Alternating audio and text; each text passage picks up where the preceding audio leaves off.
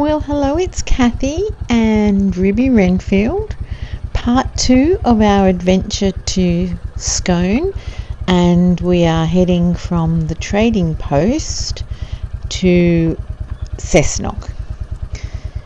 There's lots to tell you in this video, but just this part is really funny because I'm so paranoid about this gravel driveway, and you can't see how steep it is, just the usual because of the action camera lenses, but I'm tiptoeing my way, well, not tiptoeing, I'm paddling my way down flat foot because I can flat foot on Ruby Enfield, and honestly it felt scarier than just getting on and riding, so I just scooped along on my feet for the first little bit to about maybe just a little bit past here, and then I just got annoyed with it, with all the slipping, because I have no grip on my shoes whatsoever, and just thought, oh my god, just ride down.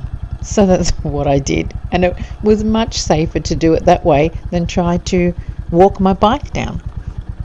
Another valuable lesson learnt. So in the last video you saw right at the end Leanne on the ground, her motorbike up, but I don't know that I actually explained what went wrong there. So it was a left turn into the trading post there at Laguna, and there's a bottom car park and then there's a top car park. The bottom car park is a little bit tamer than the top one, and it's all gravel.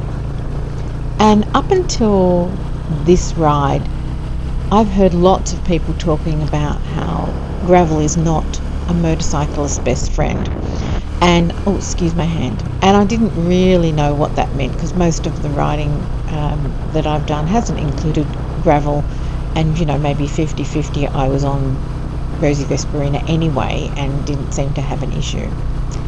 Anyway, we took the top car park, and as Leanne was trying to reverse her bike, her Honda, I think it's a Honda Rebel 500, into the parking spot, because there was so much gravel, she couldn't get any purchase on the ground with her feet or with her whatever boots she had on, and she slipped and the bike went down and she went down with it. So I was parking at the time and only sort of caught the tail end of it, but they obviously were able to, the others were able to pick up the bike and help her to get up. She did hurt her shoulder a little bit, but I think she's okay. And that was the story behind that fall.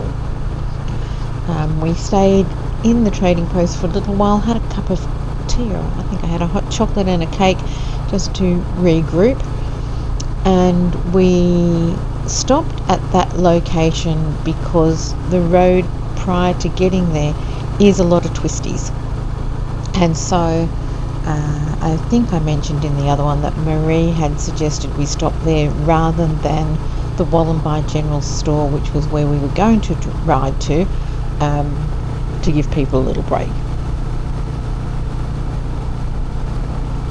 So now we have left the trading post, and the road up until then was obviously out of Gosford, up Carryong Hill, turn right onto Wiseman's Ferry Road, a bit of Pete's Ridge Road, till we got to Laguna, through all of those nice twisties.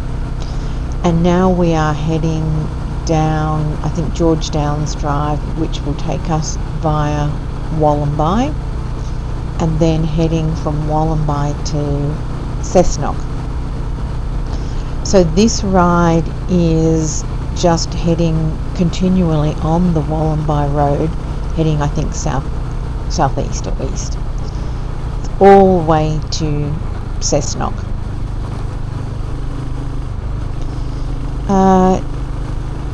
I think that this section is probably less twisty than the other one. The others in the group thought I was going a bit fast, but I was only doing the speed limit or just below the speed limit, probably 10 under the speed limit actually, because I didn't really know the roads that well.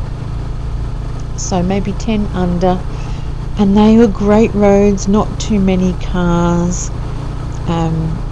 I've got a couple of layers on underneath. I've got my rain gear in my bag, so I've got the panniers on the side, one side with mainly rain gear and a wind sort of jacket top, and the other bag has things like tire pressure monitor, little toolkit and some other bits and pieces. So that's all in that bag, and then in the bag on the back I have the clothes and the toiletries that I needed just for the overnight stay. So a very light pack for this ride.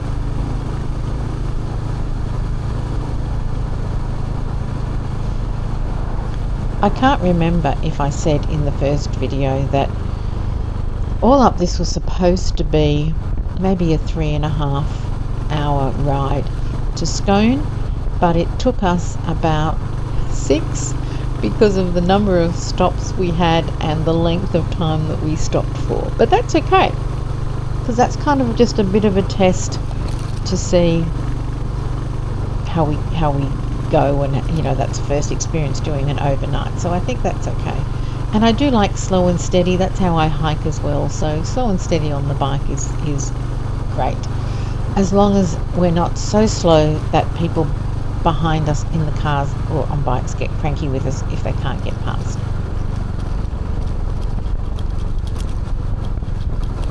So we might just chill and have a look at the beautiful scenery along the way on this ride. It was really lovely.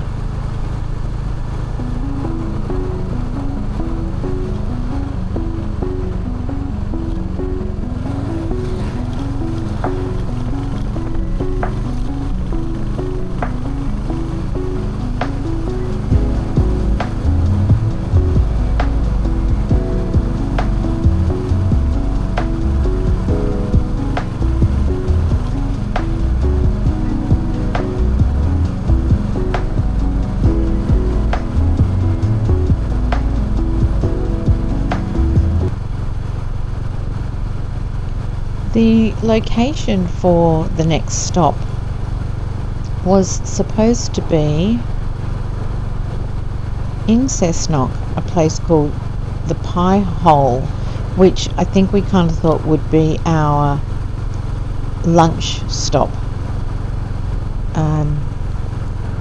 The turn-by-turn instructions that Claude, or Claudette as I like to call her, just on our left here is I think the Wollombi pub. I've been there before, it's nice. They fixed up the side nature strip kind of area there, and that area is where everybody used to park their bikes. And there has been a bit of controversy about that, because now the bikes can't park there. They have to go into the another gravel car park. So I think some bikes are choosing not to stop there anymore, just because it's made it a bit trickier for people on bikes to park.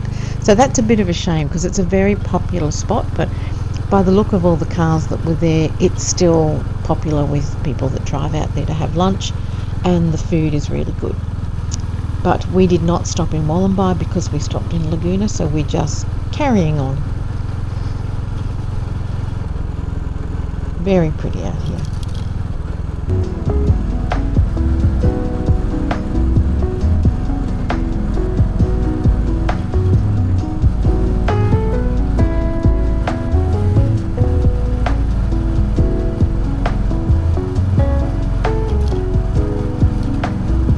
I had actually forgotten that I can lane filter now that I'm on my full license. I don't know that I would feel confident doing it just yet, wasn't in a position in this ride where I needed to do it, but the thought of it does make me a little bit nervous.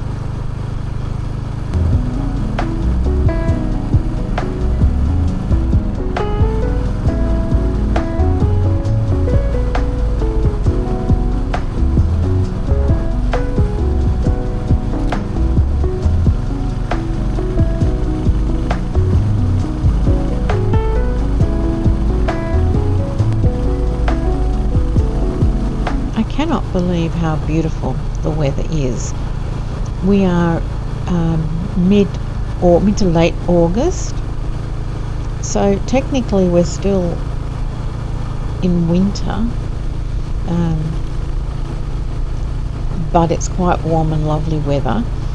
I'm a snow skier, and the snow conditions this season have been very, very poor. I haven't actually skied in Australia for a long time, and I say I'm a snow skier. I'm not a great snow skier, but I've probably been skiing for about 20-ish years. So I'd say I'm an intermediate skier. The last time I skied, I think I've mentioned in previous videos, I had a tibia plateau fracture from a fall on a green run where I was practically stationary, but I haven't gone back skiing since that injury. Haven't sort of made any plans to go anywhere, but if we did, it would be probably to Canada or to Japan rather than in Australia, because the costs are quite high and the snow conditions, well, this year, imagine if you'd spent $3,000 on a week of the snow here, with the conditions that we've had this year. Not ideal. So I do feel for the people in Jindabyne and Thredbo and who are working up in Perisher, because, you know, for some of them that's their livelihood, the ski season, and if it's a poor season, people aren't going up, so that's a bit sad. We will go up to Thredbo in a couple of weeks' time. We will do some snowshoeing up there, although I actually don't think that we will need to take the snowshoes. We will just be able to hike. The last year we went up and there was a lot of snow, and we took the snowshoes and we were able to break ground on the trail, which was just fantastic. It made navigation a bit tricky, but when I go in the Cosi National Parks or other national parks, I obviously have a few different navigation map apps on my phone, but I also take a Garmin InReach, which is it has maps on it, but it's also a EPIRB in case we get into trouble. Safety first.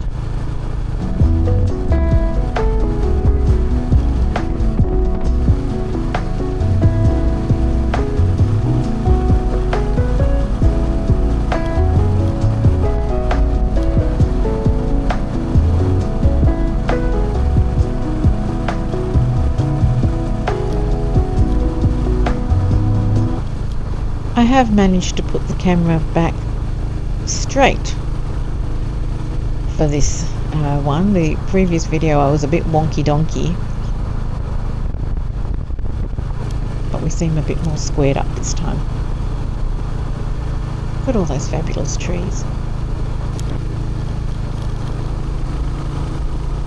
I don't know whether I mentioned that I was having trouble with the volume from the Cardo and saying that at speed I couldn't hear it and I couldn't get the voice commands to work. What I've since learnt is that I could adjust the settings for the sensitivity of the microphone in the Cardo app.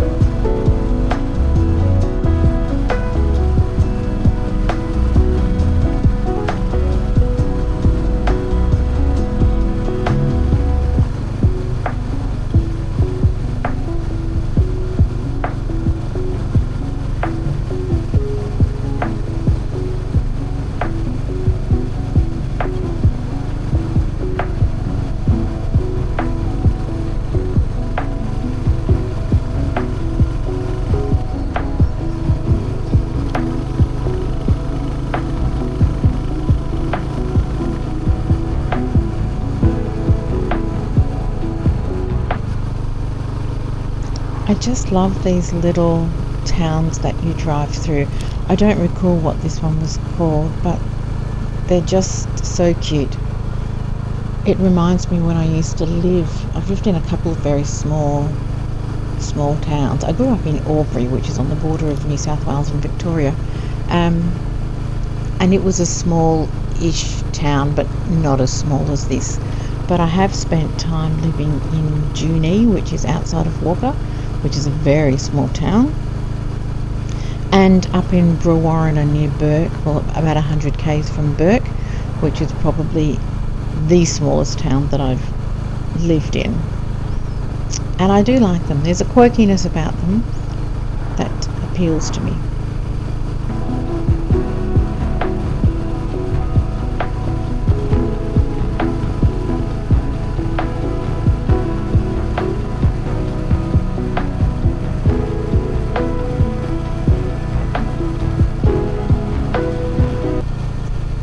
In other news, we are planning another ride over 3 days, so 2 nights away from home.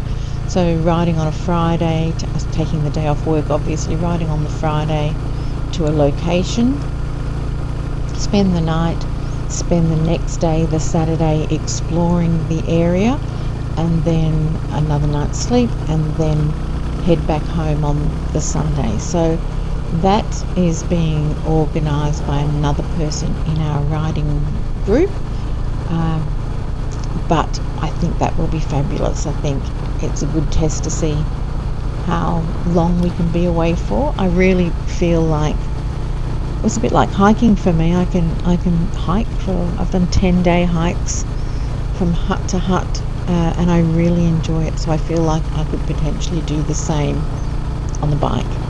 The other trip that I have in the back of my mind that I would love to do is heading down to Tasmania and riding around Tasmania.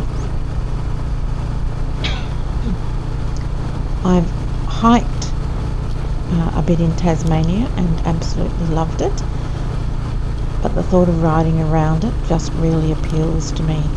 I don't know whether I could ride all the way down to Geelong, catch the ferry across and then ride, or fly down there and hire a bike in Tasmania. I don't know what the better option is.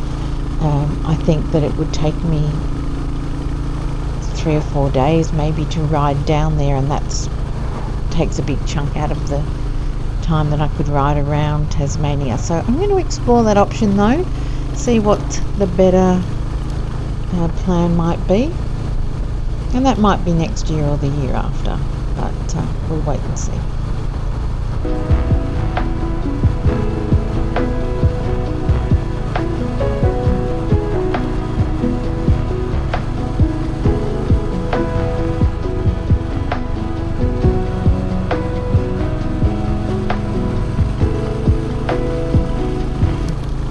A few bumps on this section of the road by the looks of the camera.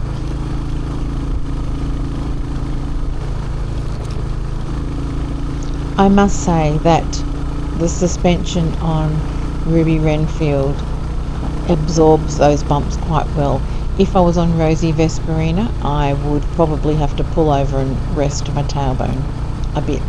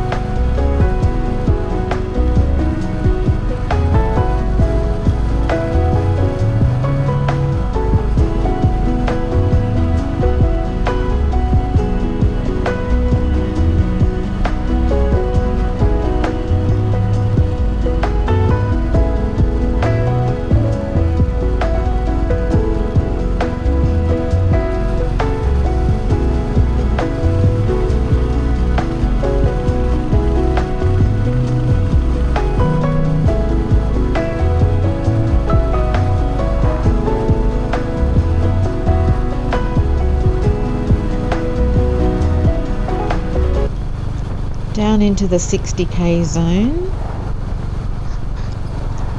which means potentially heading into the town.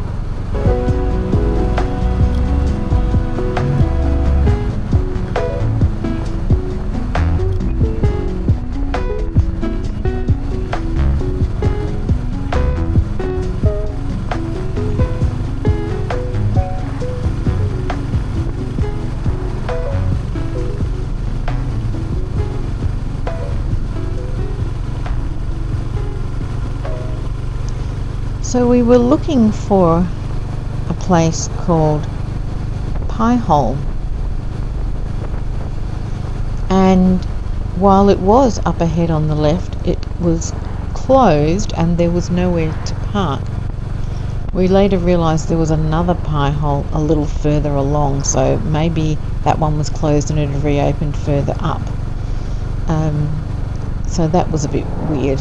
So in the end we didn't stop here for food. We ended up going along, I think stopping at a petrol station, which was fine because we were able to go in and use the bathroom and kind of regroup, have a bit of a stretch.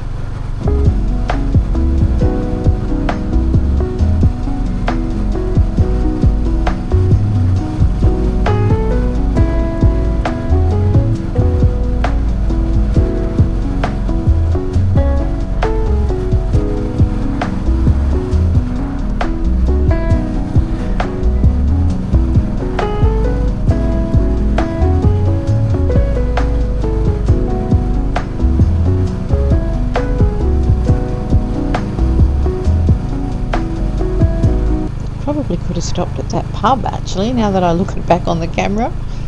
That would have been a better option, but anyway, never mind.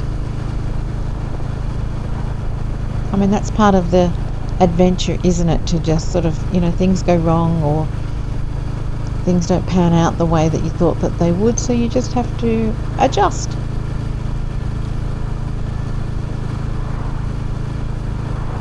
So up ahead into the petrol station for a bit of a regroup and a decision about whether our tummies needed more food, which they did not because we had cake back at Laguna, and whether we could just then have the stretch and push on to Singleton.